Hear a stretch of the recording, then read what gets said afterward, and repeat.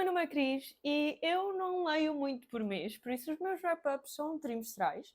Aqui no canal já contamos com um. Desta vez eu trago-vos o wrap-up trimestral de abril, maio e junho. Eu sei que já vamos a meio de julho, quase, I guess, mas aceitem.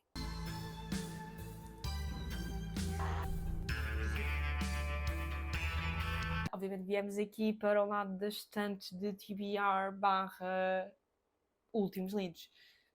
Temos aqui os nossos bebês. Vamos começar pelas leituras de... Desculpem, a minha pata de coelho caiu. Vamos tirar, se calhar, isto do ecrã para não sermos... não termos o vídeo desativado. Não. E vamos fazer isto de uma forma um bocado mais prática com sim, não ou talvez. Começando pelo 1º de Abril, que foi o Orbital. Ou Orbital, pronto, porque eu li a tradução. E eu diria como talvez. Acho que é daqueles livros que nós temos mesmo que saber ao estilo de escrita e de narrativa a que vamos.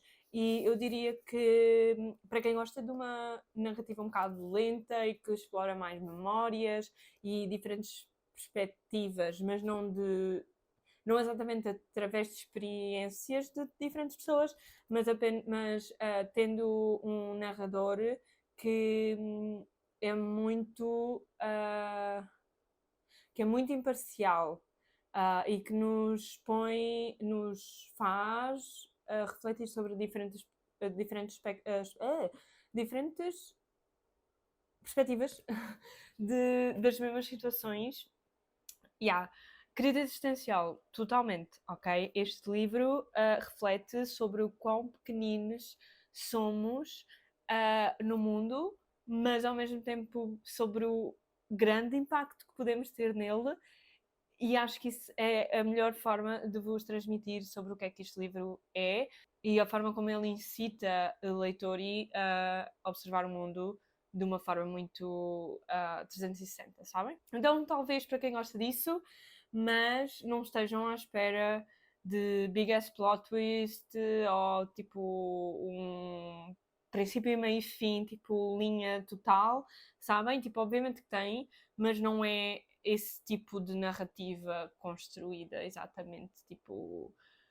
como é um romance em que nós vamos avançar entre duas pessoas. Não, nós temos os 6 astronautas e ficamos a conhecer mais sobre eles, e é isso que depois incita o narrador a falar-nos e a dar-nos diferentes perspectivas daquilo que vem à baila. Depois eu li o Sete Maridos, que nós temos reading blog aqui no canal, no qual eu dou vários detalhes de tanto enquanto eu estou a ler como a minha opinião final. Acho que foi tipo o primeiro grande vídeo que eu publiquei aqui. E acho que aquilo que eu vos diria agora é definitivamente sim, sim, sim. Se vocês andam a adiar, como eu andei, tipo, este livro é muito mais do que aquilo que é falado sobre ele. Se sentem que estão a adiar muito, eu recomendo verem o meu vídeo com os spoilers. Eu aviso lá onde é que há spoiler e onde é que não há, caso não queiram ver também. Mas se estiverem a adiar, eu recomendo a verem com os spoilers, porque eu só fui mais lê-lo porque ele me foi oferecido e porque eu já sabia um dito spoiler por muita gente que, na verdade, it's not a spoiler, tipo, like, she likes a woman, e toda essa parte é o que é fucking interessante sobre este livro, Yal. I don't fucking care dos outros maridos, claro que quero, porque dão-lhe bastante traumas e, tipo, tem situações muito relatable, mas eu quero saber deste romance, ok? E é esse romance que move este livro, ok? Ok. Por isso é um sim, sim, sim, sim, sim.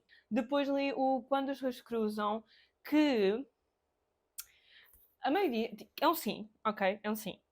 Mas a maioria das pessoas diz que prefere este ao primeiro. E eu não sei, será que a minha memória do primeiro está estragada? Eu prefiro o primeiro. Mas simplesmente é simplesmente diferente deste, ok? Este eu sinto, é uma escrita mais... Não é que a escrita seja casual, mas obviamente tem conversas mais casuais, mais... não é adolescentes, mas tipo mais novas, porque as personagens são mais novas do que no primeiro. Então essa parte, apesar de ter sido um pouco familiar, não sei se era tanto o que eu estava à procura. No entanto, ele foi mega relatable, se vocês conseguirem ver aí na resolução. Ele está super sublinhado, porque eu sublinhei muitas coisas sobre o Erasmus. Sério, se vocês fizeram Erasmus, vão amar este livro, é garantido. Se não fizeram Erasmus, vai dar-vos um glimpsezinho, sim,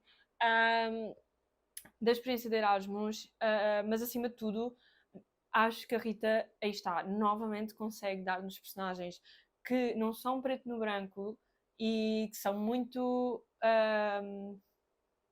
Ia dizer honestas, mas tipo, é honesta a parte da Rita fazê-las. Elas não, nem sempre são honestas, mas são muito fiéis à complexidade do ser humano e é isso que eu gosto muito da Rita e eu sinto que enquanto ela se agarrar a essa sua capacidade, eu aqui estarei para a ler. Depois, maio não foi um mês muito produtivo literariamente. I don't care. I think, tipo, na altura estava mais era frustrada porque apetecia-me ler, mas infelizmente não escolhi, tipo, eu escolhi um livro bom, que é o Tudo São Histórias de Amor. No entanto, ele não foi exatamente aquilo que eu esperava, mas pura e simplesmente porque há vários contos aqui que estão um pouco relacionados com temáticas ou algum momento relatado nas crónicas de Dulce Maria Cardoso. Por isso, eu simplesmente iria preferir ter lido este livro de crónicas dela antes de ler... não, este livro de contos dela antes de ler as crónicas, só por isso. Porque eu sinto que esses temas e, se calhar, personagens foram mais extensamente abordados nas crónicas e por isso aqui, como foram menos abordados, foi só uma aparição, mas aqui a aparição incita-nos, tipo, provoca-nos a querer saber mais, sem nos dar mais, só que eu já tinha esse mais, então não me provocou nada. Does that make sense? Pronto. Mas é um sim, só com esse aviso. De resto, se já leram as crónicas, de qualquer das formas, eu recomendo por isso simplesmente porque é uma boa escrita. Foi sempre uma boa escrita ao longo do livro inteiro, tipo todos os contos. Eu já tinha lido alguns contos daqui, então foi uma espécie de releitura também. E eu gostei. Tipo, acho que foi a primeira vez que eu fiz uma releitura. Claro que ia ser da Dulce Maria Cardoso, mas eu gostei. Foi bom revisitar essas histórias, apesar de já saber o que é que ia acontecer, reavivar a memória do passo a passo das suas narrativas e sinto que a minha opinião sobre elas manteve-se. São mesmo boas histórias, nomeadamente a do cão, a do autocarro e uma que eu ainda não tinha lido, mas gostei muito, foi a da Ilha do Farol. Sinto que quando eu saltei um conto qualquer para tipo, tentar ver se apanhava um conto que me estimulasse mais e me pusesse mais no ritmo, e eu saltei um qualquer que depois passei para esse da Ilha do Farol. Foi tipo um virar de chave para mim. Em seguida, e eu já falei aqui no canal sobre ele, o Membranas, eu gostei deste livro. Sinto que a cada conversa que tenho com alguém que o lê, a minha opinião vai se tornando um pouco mais crítica. No entanto, mantenho a ideia de que eu gostei do estilo de escrita e da forma como vai carregando o leitor e até ao final, sem sabermos exatamente o que é que se está a passar.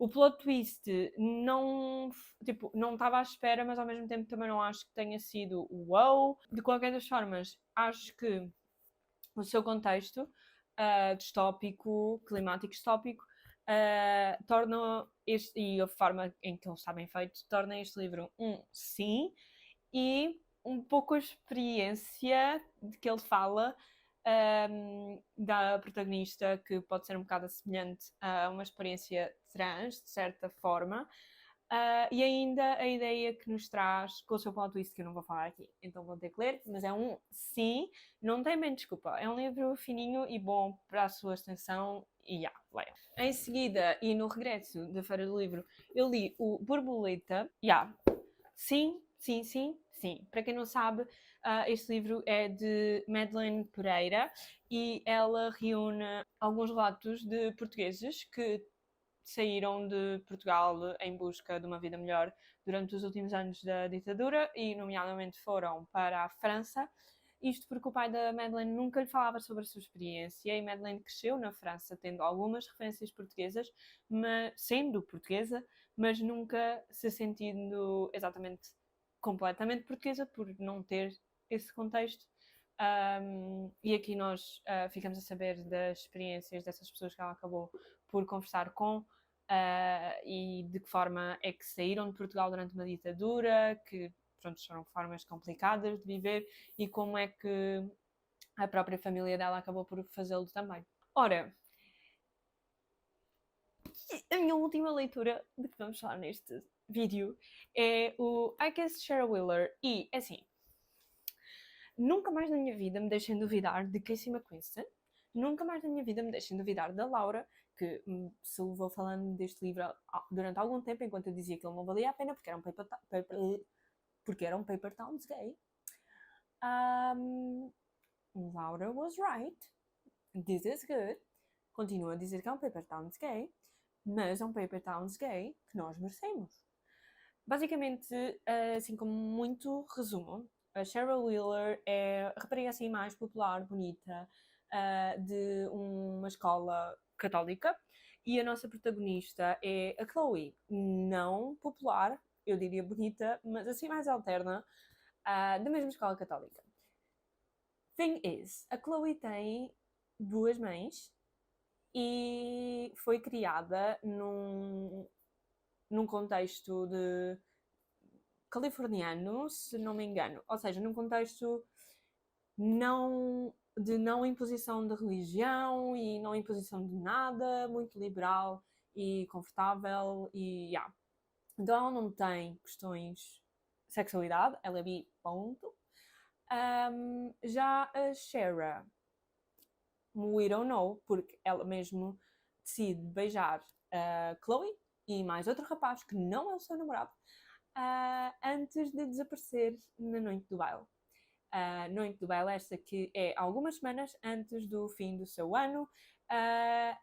Nós temos um histórico entre a protagonista e a Shara, um histórico de competição académica também, existe um bocado esta tensão. A Shara acaba por deixar alguns envelopes para estas três pessoas, ou seja, a Chloe, que ela beijou, o Smith, que ela beijou, e o namorado, cujo nome eu não me lembro, mas acho que não era o Smith, a encontrarem, ou pelo menos tentarem entender o que é que se passou.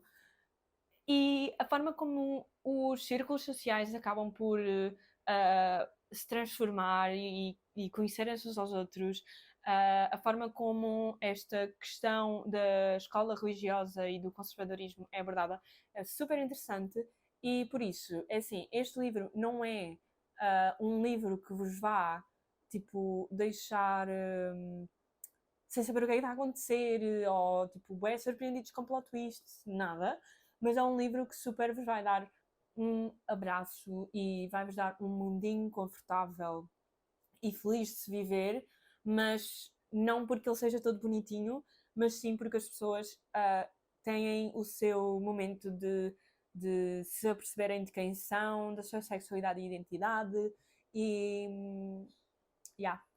eu gostei muito dele, tornou-se guess what? Este, ao lado do One Last Stop.